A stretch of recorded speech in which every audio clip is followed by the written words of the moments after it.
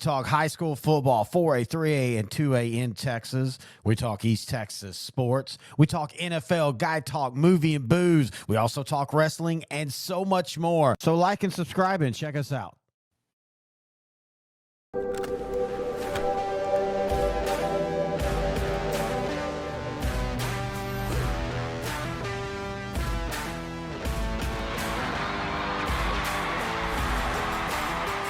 Hey, I mean, that was a good point. I think we might start seeing some go back.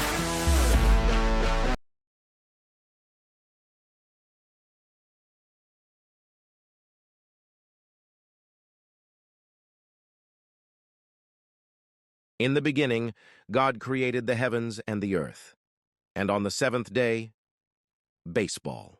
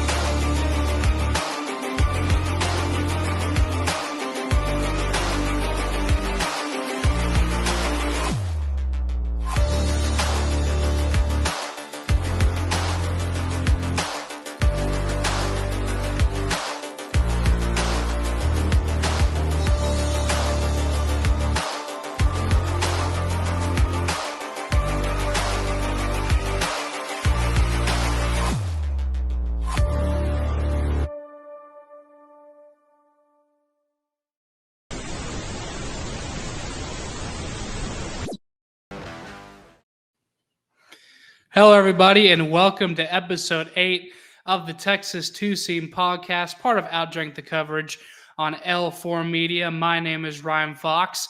Thanks again for tuning in to the Texas Two-Seam Podcast, and thanks again to for listening to our last episode last week with Aaron Jackson, Dr. Aaron Jackson. Thanks again to him for joining us on last week's episode of Texas Two-Seam. Had a lot to talk about.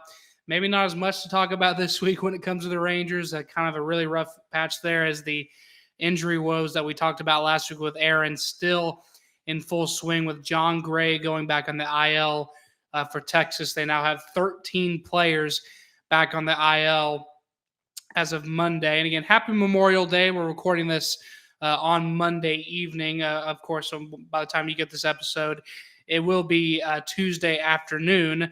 But again, happy Memorial Day. Hope everyone had a fun and safe weekend. A lot to talk about again with the Rangers on the injury front, not so much for a performance standpoint, but still a lot to get to. A lot of debuts happened. We'll talk about that as well. A Ranger made his MLB pitching debut on Sunday afternoon for the Rangers and their series finale in Minnesota against the Twins, which they took the final match of that series after dropping the first two. But they do get the last win in the last game coming out of Minnesota. And now they're heading back to Texas on Tuesday night, the day this episode releases. They will be starting their quick little 2-game home series with the Arizona Diamondbacks. That's right, the team that they faced in the World Series last year. They're facing off for the first time ever since that World Series matchup with the Rangers took 5 games from the Diamondbacks to claim their first World Series in franchise history. So we'll preview that series between the Rangers and the Diamondbacks as well. But before we do all that, of course, I want to give a shout out to our sponsors. First, our presenting sponsor, Car Motor Company, located at 302 South Caddo in downtown Cleburne. They're open from Tuesday to Saturday, closed Sunday and Monday. Tuesday through Friday, they're open from 9 to 5:30, and on Saturday, they're open from 9 to 3. Again, they are located at 302 South Caddo in downtown Cleburne. They can be reached at 817-666-1111 or online, where you can keep up with their ever-changing inventory of late model and classic cars, trucks, SUVs, convertibles, everything you're looking for. They got it at Car Motor Company in downtown Cleburne. Again, you can keep up with that inventory on their website at www.txcar.com. That's www.txkar.com. And of course, they're running a special for the entire year through baseball season. If you mention Texas 2-Seam and L4 Media Outdrink the Coverage, whichever, if you mention this podcast and its affiliates, when you on your next visit, phone call, or visit to the website for Car Motor Company, they'll give you $200 off any vehicle purchase. That's right, $200 off any vehicle purchase, whether it's late model, classic, truck, car, SUV, convertible, does not matter. Mention Texas 2-Seam and you will get $200 off any vehicle purchase. And again, another shout out to one of our other sponsors. As again, starting late last month, we have partnered with Manscaped, manscaped.com. They gave us a code, which you can use online at www.manscaped.com. If you use codes 2SEAM, like you see on the screen, TWOSEAM, or ODTC, that's also an active code for Outdrink the Coverage. You'll get 20% off plus free shipping when you shop online at manscaped.com. And while you're there, take a look at the Performance Package 5.0 Ultra. It has everything you need when it comes to manscaping and taking care of all that unwanted body hair and odors, starting with the Lawnmower 5.0 Ultra Groin and Body Hair Trimmer, the Weed Whacker 2.0 Ear and Nose Hair Trimmer. And I'm telling you, that is the first thing I used when they sent me the Performance Package 5.0 Ultra, just to try that Weed Whacker 2.0 Ear and Nose Hair Trimmer. It works wonders. You know, I just used it on my nose and my nose hair was gone. I kid you not, within under a minute. So it works very effectively if you want to get rid of that nose hair or ear hair as well. The Weed Whacker 2.0 does that to a T, and it also comes with the Crop Soother Ball Aftershave Lotion once you're done using the Lawnmower 5.0 Ultra Groin and Body Hair Trimmer. And they also have the Crop Preserver Anti-Chafing Ball Deodorant. Just put it on right after the shower, and it'll keep your boys clean and fresh all day long. It also comes with the Magic Mat disposable shaving mats.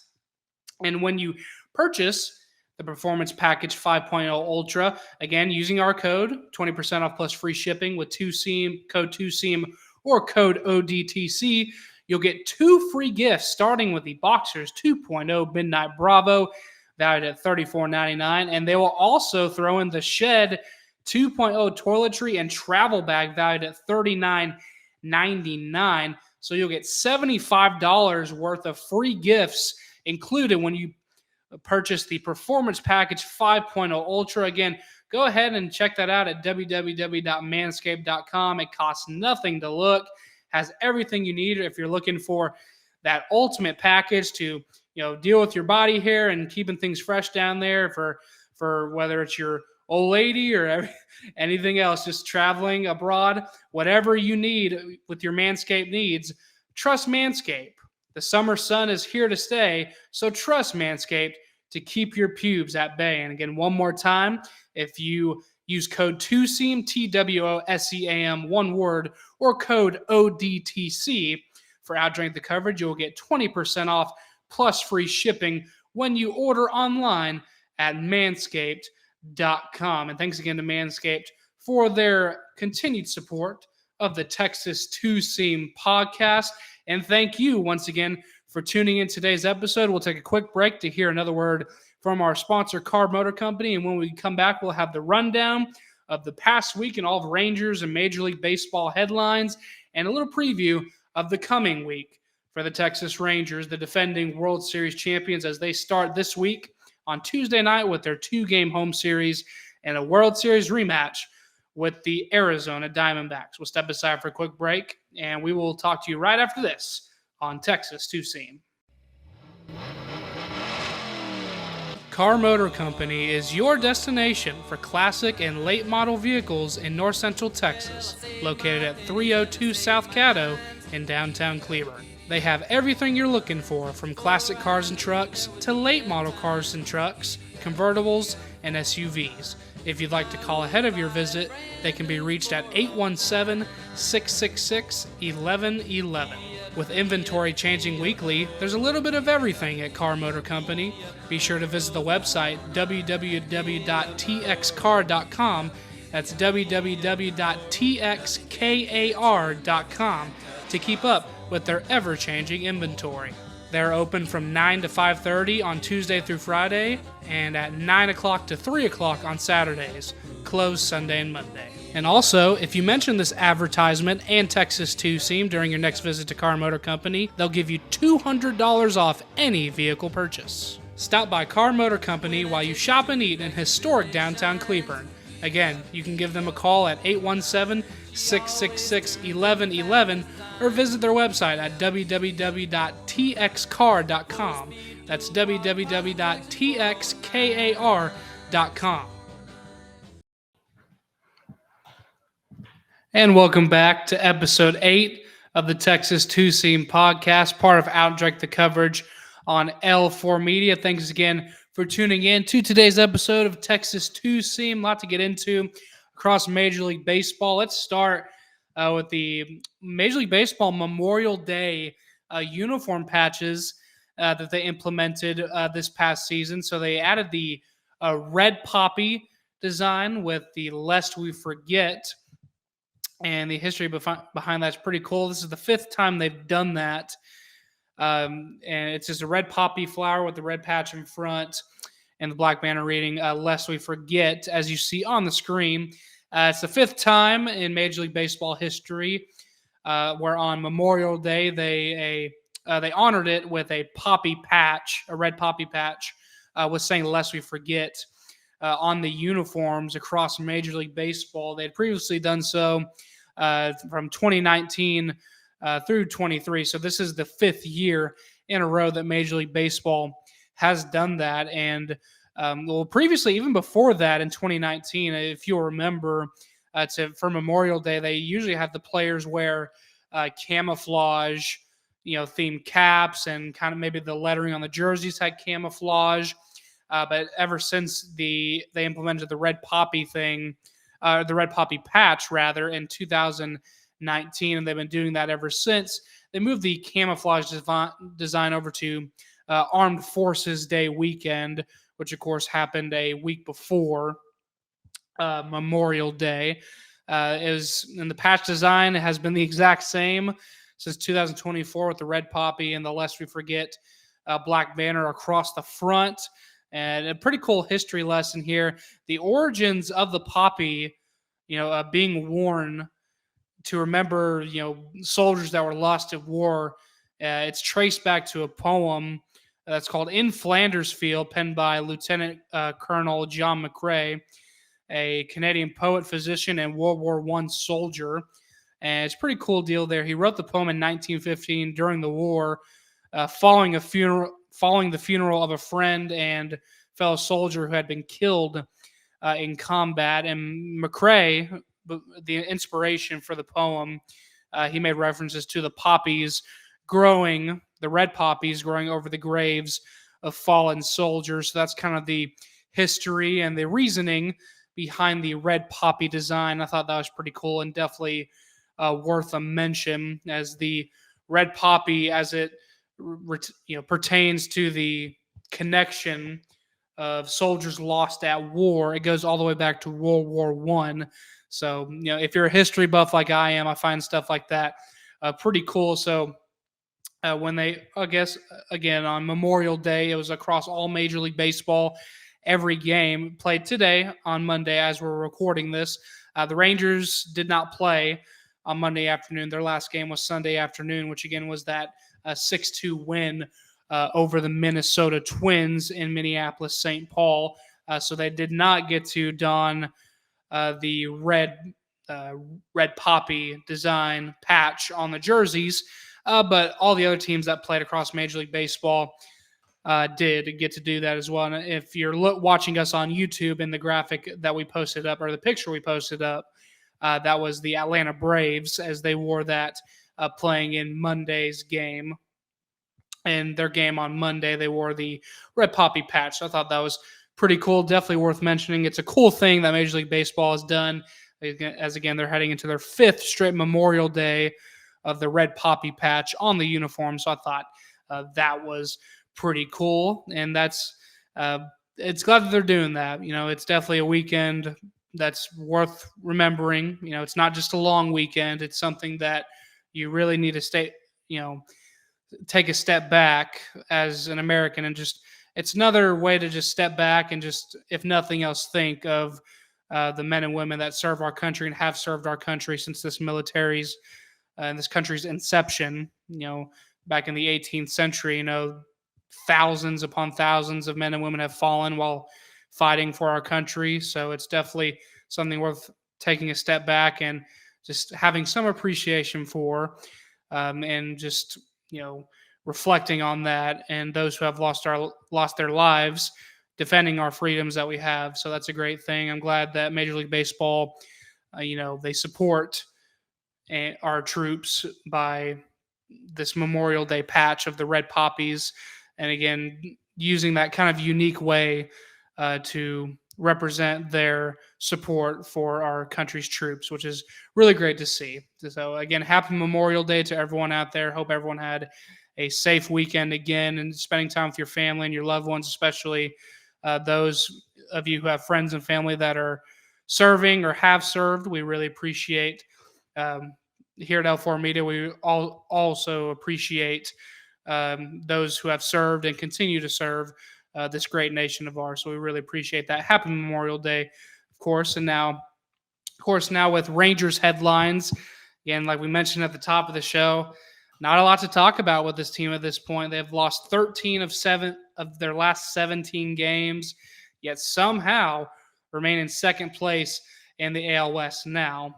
The Houston Astros have slowly but surely climbed their way back up into third place and are now only half a game behind the Rangers, at least going into Sunday. They're half a game behind, and they're still half a game behind, as the Mariners have also lost 4 of their last 10, but they're still 2 games above 500. The Rangers sit at second place behind the Mariners, 3 games behind, in Houston right behind Texas at only 3.5 games behind Seattle. So only half a game behind the second place Rangers. So that's something to keep an eye on over the next week as well, especially when you look at the Rangers 2-game series coming up against the Arizona Diamondbacks, which again starts Tuesday night. It's going to be their first game back from this road trip, and it'll start again. It'll only be a 2-game home series, and then the Rangers will hit the road again for a 3-game series against the Marlins, which on paper should be winnable, as the Marlins have one of the worst records in baseball. But as we saw about almost 2 weeks ago now, the Rangers went into a 3-game series in Colorado against the Rockies, who at the time had either the worst or the second worst record of Major League Baseball, and they swept the Rangers. So, I mean, I guess on paper, with how lowly this team is right now, and again, most of that is due to the injuries, like we mentioned at the top of the show. 13 players on the IL, and we'll kind of talk about here in a second about the players rather that they have coming back soon, at least expected to come back soon. But again, the Rangers, even with everything going on, they're still, despite everything that's happened, they're still second place in the AL West. And this Marlins series should be winnable. I think with the Marlins, especially when they traded Luis Ariz, their top hitter, the guy who had been their top hitter for the last couple seasons now, at least, they sent him over to San Diego to the Padres. So I think that kind of solidified that they're in a full, like Colorado, like the Chicago White Sox, kind of in a full rebuilding mode. And that's kind of what we thought about Oakland coming into the season as well. And although they've dropped into fourth place, their hot stretch they had there for a little while, which included taking 2 of 3 from the Rangers in Arlington about 3 or 4 weeks back now, which I think that series is kind of what really started this skid for the Rangers. If you put the injuries aside, losing 2 of 3 at home to Oakland about a month ago now for the Rangers is really where I think this skid that we've seen the last 3 weeks or so, that's probably where the seeds were planted for that and that Oakland series, but they'll get another crack at them before too long. Actually, it probably doesn't look like they'll be playing Oakland again until probably after the All-Star break. So we'll keep it on that as well. But again, starting on Tuesday night, it'll be a 2-game series between the Diamondbacks and the Rangers. Have to see who the Rangers will have starting that game. But speaking of starting pitchers for the Rangers, making his Major League Baseball debut for the Rangers starting on Sunday afternoon was Garrison Garabito. He made his Major League Baseball debut. Again, started Sunday afternoon for the Rangers against the Minnesota Twins. He pitched 3 2/3 innings, only gave up 2 hits, but 1 earned run. And he had 2 strikeouts, but 4 walks as well. But for a Major League debut, that's not bad, especially when you look at where the Rangers situation is pitching-wise. To have a guy come in and make his Major League debut and put the performance that he did, only giving up 1 run going into the 4th inning in your first ever debut, not too bad.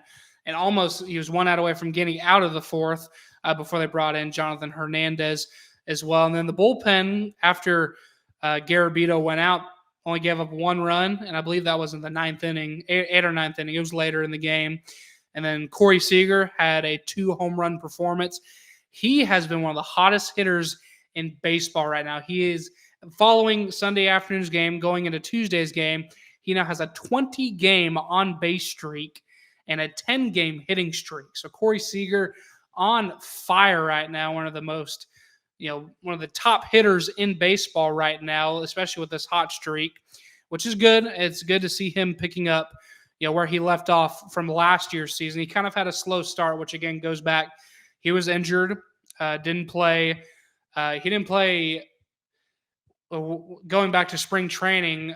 I don't recall if he missed all of it or if he came back. I believe him and Nathaniel Lowe came back.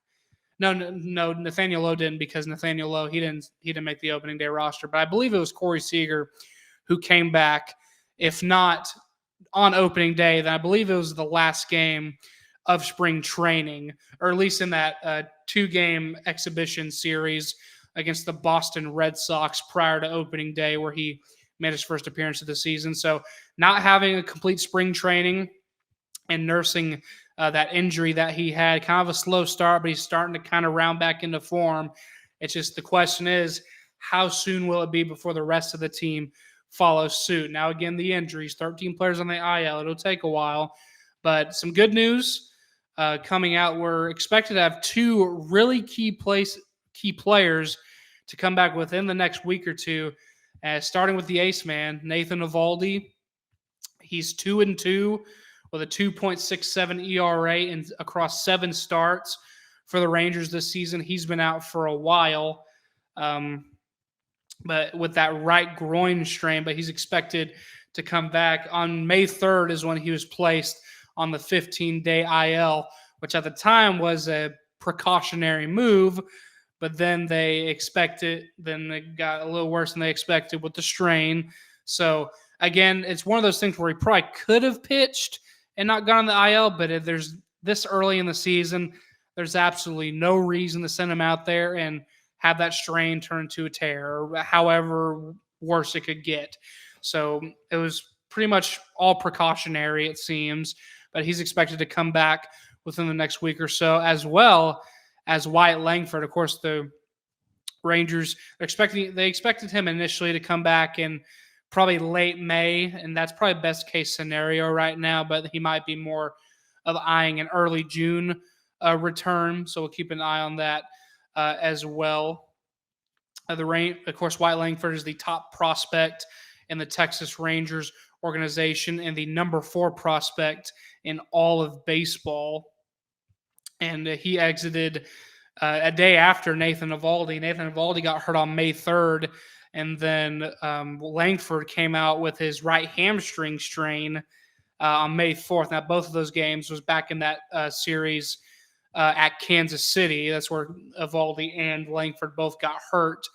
But they're expected to come back within the next week or so. So if all things go well, that should be the case for the Rangers getting 2 key pieces, especially in a place where they really need it, and that's in the offense. Now, Langford hadn't really been exploding off, offensively or anything like that, but he's still putting up solid numbers. And the key for him, very similar to Evan Carter, that on-base percentage, taking those walks. He's very patient at the plate and just getting guys on base. Now, the Rangers overall, getting guys on base hasn't necessarily been a problem. It hasn't really been something they've been consistent at over the last month or so. But after initially being one of the top teams in base, not just in the American League, but in baseball with batting average and runners in scoring position, over this bad stretch where they've lost 13 of their 17 games, they have now dropped. And going into the Minnesota series, going into that series, so going into Friday, they were worst in Major League Baseball when it came to bullpen ERA. And then that, again, like we just mentioned, the batting average with runners in scoring position, they had dropped to the worst in baseball in both categories, which is unfortunate because the starting pitching really overall has been solid. Michael Lorenzen's been solid. He's had a shaky start or two in the last month or so, but overall filling in for Eovaldi and Scherzer and Taylor Mahle, all these guys that are out, he's been great. I think he was a great acquisition that the Rangers got from the Phillies. I can't remember if they traded for him or if he was released by the Phillies and picked up. Either way, the Rangers got him. He's been doing solid. And then John Gray, after having a shaky start to his season, have been doing phenomenal. But now he's on the IL, but he's not expected to stay there long. I think he was just put on the 10-day IL. So he could be coming back around the same time, if not a little after the expected time for Nathan Eovaldi to come back as well. And with both of those guys coming back, especially with how they pitched, Nathan Eovaldi was phenomenal right before he got on the IL. And then John Gray had started picking things up before he went on there. So getting both of those guys back in the starting rotation will be huge for this team, especially with the setback of Max Scherzer getting moved to the 60-day IL. But again, like we mentioned last week when we had Aaron Jackson on the show, the move to put Scherzer on the 60-day IL, that is retroactive to opening day. So he's still eligible to return around the same time as initially expected. But again, it's one of those things where he's picking up one injury after another. So I'll have to keep an eye on him. It's looking like if that progresses, it might be another case to where he might not come back till probably after the All-Star break, which is around the same time that Josh Young is expected to return as well. I think he's a late July or early August expected to return for Josh Young. And whenever he comes back, that'll be huge for this Rangers offense as well, especially defensively. Now, again, we've said it for weeks now. Josh Smith has done a great job, especially offensively, playing mostly third base, kind of a utility player. Him and Duran have kind of alternated that spot, but they're both true utility players. I mean, Duran's played shortstop, third base, and in the outfield, and Josh Smith has done the same thing. And Josh Smith definitely has filled in that role very nicely. But it'll still be huge to have Josh Young back whenever that day comes. But that's still quite a ways from now. But again, that just speaks to the injury woes that this team has had. Josh Spohr is still out. Brock Burke is still out. A lot of key cogs, not just in the starting rotation, but in this bullpen as well, are still out with injury, which is probably another big reason why they've dropped to the worst bullpen ERA in baseball. I think last I checked, they were like a 5.19 ERA. I think I last checked that heading into the Minnesota series, because that's when I saw that they were they had dropped to the worst ERA in baseball. That might have gone down a little bit, but I think as it stands, they're still the the highest rather ERA when it comes to bullpen pitching in all of Major League Baseball. But also Corey Seager in the stretch, we talked about it before. He had that 2-homer game on Sunday afternoon, which lifted the Rangers over the Twins for that 6-2 victory. He had a 4-game streak, where 4 straight games where he hit a home run. As we mentioned before, part of that 10-game hitting streak and the 20-game on-base streak, he's been electric. He's starting to round into form again like we saw last year, which is fantastic. And another cool piece as well for the Rangers, Derek Hill, a former first-round pick of the Detroit Tigers, made his Rangers debut on Sunday afternoon as well and got his first hit as a Ranger as well. So Derek Hill, again, probably one of those guys that's probably just a call-up, kind of a placeholder right now, at least seemingly a placeholder right now while all these guys are still injured. So the Rangers is kind of might be, with the injuries, kind of an all-hands-on-deck situation right now. But Derek Hill coming up and getting his first hit as a Ranger, that was a cool thing of note for a nice victory on Sunday afternoon against 6-2 over the Minnesota Twins for the Rangers. And it was nice because they had a 6-game losing streak heading into Sunday afternoon, and to finally get that win, hopefully it can get the ball rolling. I think these 2 games against Arizona are going to be pivotal. Again, pivotal, it might be a strong word. It's early in the season, however you feel, whatever. But I think it's still huge because with how quickly the ascent has been from the Astros, from all the way down in first place and like 4 games behind the Angels. Now the Angels have kind of deteriorated, not that they were kind of on a solid foundation anyway, but after they lost Mike Trout, that whole deal kind of just went in the drain, and they're probably going to finish last behind Oakland in the AL West this year, which is unfortunate to see, especially as a Rangers fan, and seeing Ron Washington get the head, manager position for that team, the head coaching job. Even though it's the Angels, you kind of want to see them at least be competitive because, Wash is managing that team. At least that's how I feel as a Rangers fan. But for me, it might be a little different because I'm probably a bit younger than most of our audience, most of you guys listening today. And Rob Washington was the manager when I was a kid, and he was the manager. He was the figurehead leading these, 2010 and 2011 teams to the postseason and to the World Series for the first time ever. So me as a kid, just living with those memories, I kind of want to see Ron Washington do well, even if it's a division rival and the Angels. Of course, when they play the Rangers, we want the Rangers to win, but you still like to see the Angels be competitive because, with guys like Mike Trout, I think Mike Trout, of course, is one of the most respected players in baseball. Ron Washington, one of the most respected coaches in baseball.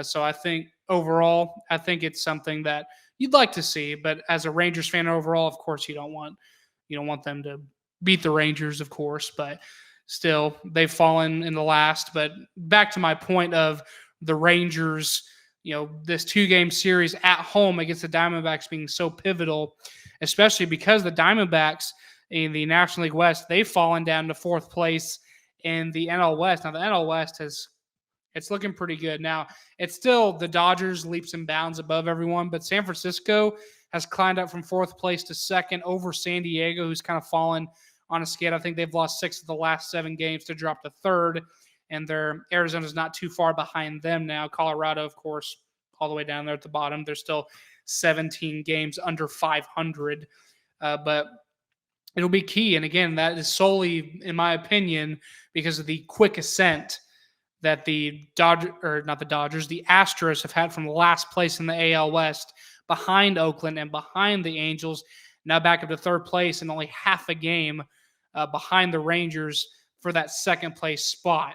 So I think it'll be huge to try to at least build, at least keep the Astros in arm's length, in the AL West race. Because again, the Astros, they're going into a series with the Mariners too. So they'll be starting a 3-game series at Seattle, and that'll be huge as well. because it could be one of those deals to where the Rangers could somehow mathematically end up back in first place if the Astros kind of fight their way back up there and kind of climb over the Mariners back into second and drop Mariners into second or perhaps even third if the Astros sweep. If the Rangers get those 2 wins, they might end up being half a game behind the Astros, who would be back in first place in that scenario, or at least tied for first place with Seattle. So there's a lot of different ways this could shape out, but this race, we talked about it in our first show right at the very beginning of the season, where it is going to be a 3-horse race in this division between the Mariners, the Astros, and the Rangers. And it's going to be a carousel. It's going to be rotating. It's going to be a seesaw. It's whatever analogy you want to use to describe it. It's going to be a 3-horse race between these teams in the AL West. And it's going to be huge. Again, it's only May. There's a lot more baseball to be played, but this is a huge stretch here, at least in this beginning of this homestand for the Rangers, as well as the Astros, just for the AL West race overall. This would be a pivotal 3-game stretch coming up for the top 3 teams in the American League West. So we'll see how that goes as well. As far as Ranger news goes, that's about all I got. Again, with the stretch lately, losing 6 straight over the past week and 13 of 17. And just with the injuries as well, there just hasn't been a whole lot to talk about when it comes to this team. But I think with the injuries, it's fine. You know, the fact that they're still in second place, despite all these injuries in this bad step and this bad stretch, it's a good thing. Now, again, the Astros have climbed their way back up. Now they're half a game behind. But the fact that they're still in second place going into Tuesday evening, is huge. They could be in a lot worse place, but they got to stay fighting and stay at least as competitive as they can with the current active players that they have playing right now to keep their heads above water. So when that time comes in late July and early August, when that final push to the playoffs and for a wild card spot and the divisional race, all those things, when that happens and the Rangers are hopefully by that point as healthy as they can be, then they can finally have the full strength to get that, make that final push to a playoff spot or a wild card spot. But for them to do that, they have to fight through adversity and, take it one game at a time. It's something we saw. This team faced a lot of injuries last year, right? And they had a lot of injuries, and they had a lot of things that they had to overcome last year, both in the regular season and in the postseason. So we've seen this team with this roster and this coaching staff and this legendary manager, Bruce Bochy, do before. So I have full faith that they can do it again. Now, I'm not going to get my hopes up. Again, this is the Texas Rangers we're talking about. We can't let one year kind of blinding us as well with the history of this team. But I believe in this roster, and I believe in Bruce Bochy. So we will see how it plays out. But right now, just for the time being, they got to be competitive and, get as much work done as they can to stay competitive and stay in the top 3 of that American League Western Division race and the wild card race as well. So, but we'll see how that plays out as the season rolls along. And again, I want to close out today's show with something not baseball related, but if you're a DFW sports fan like I am, there's a lot of excitement in the air right now. The Stars had even the series 1-1 against the Edmonton Oilers, and Game 3 will be played tonight as well. And how about the Mavericks? Now up 3-0 over the Minnesota Timberwolves. The Mavericks up 3-0, taking both games in Minneapolis, St. Paul, and now playing in Game 3. They had the first game of the series in Dallas, where the Dallas overall on both sides actually, with the Mavericks and the Stars, have been considerably better on the road than they have been at the American Airlines Center. But that was huge for the Mavericks to come back and get that win in Game 3 to go up 3-0 in the series. And if you're watching that game, I think it was on TNT or Max if you were streaming it. They had a graphic at the bottom of the screen that said, no team has ever come back from being down 3-0 in a series. Teams are 153-0 in the NBA playoffs when a team leads 3-0. A team has never gone up 3-0 and lost a series ever in the history of the NBA. So it's good news for Mavs fans. Don't want to jinx it, even though I might have just now, but it's still a really cool thing that the Mavericks, with the slow start they had, again, shout out to Nico and Mark Cuban, all the owners, the front office executives for this Mavs team, the acquisitions that they made, not just halfway in the season, but in the free agency in the preseason as well, with guys like Derek Jones Jr., who's been a key contributor to this team. Dante Exum, he's been a solid role player and bench player for ever since they signed him earlier this season.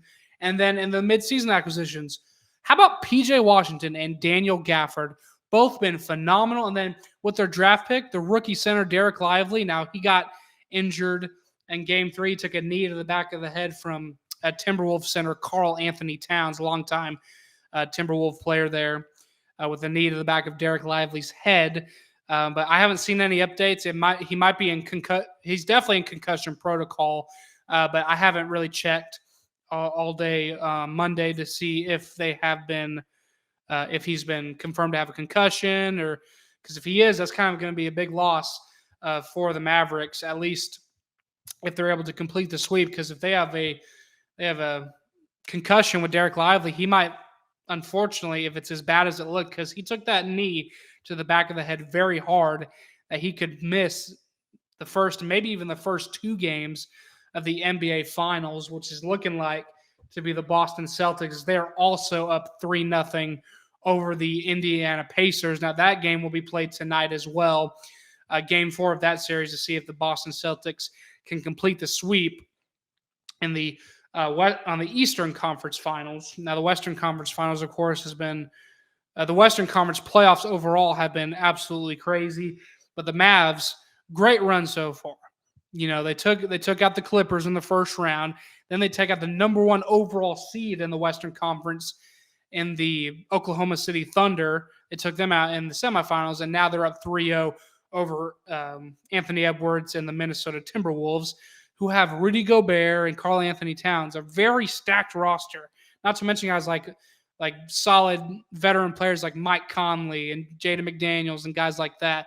The fact that they're up 3-0, Kyrie Irving, Luka Doncic, that those two go without saying. They are who they are for a reason.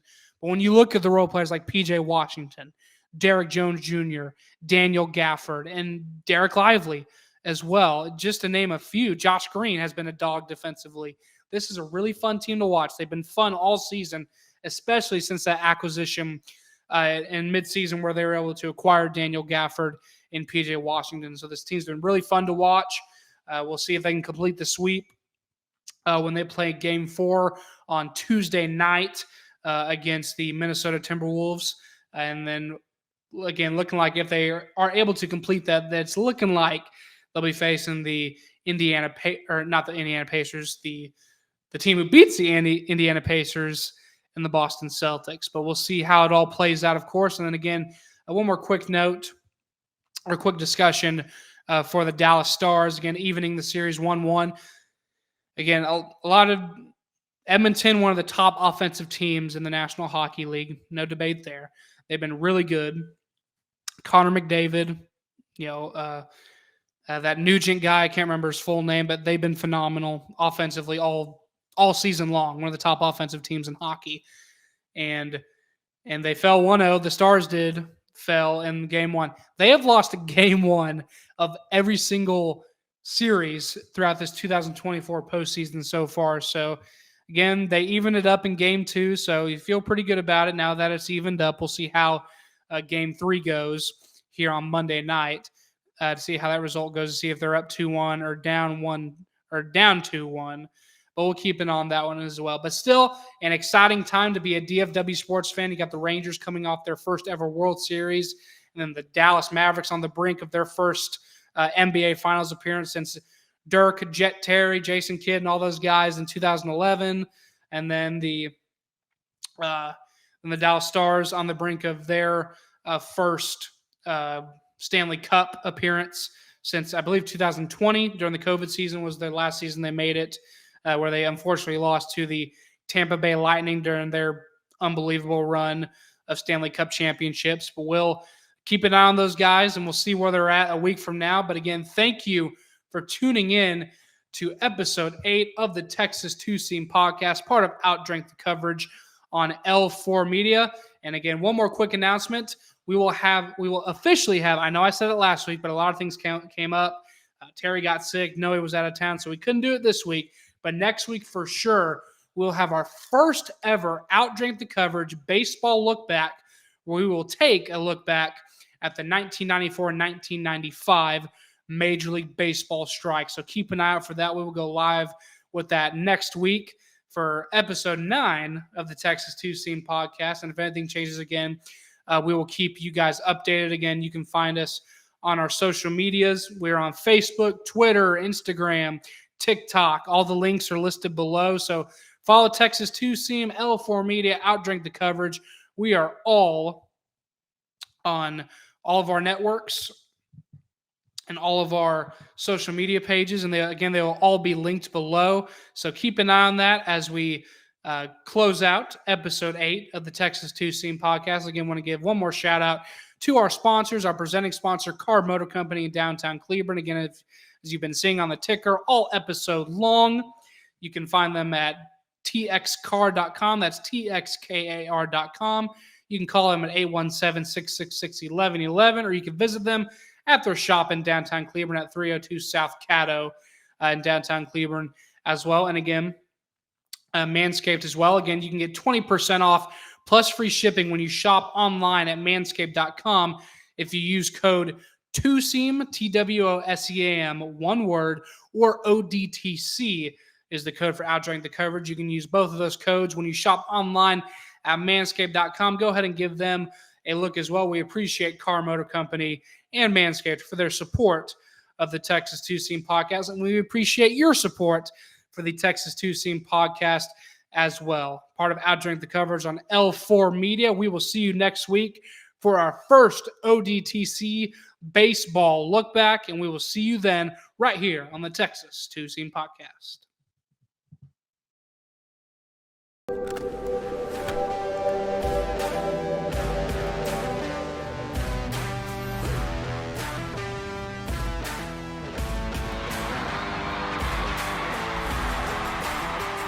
Hey, I mean, that was a good point.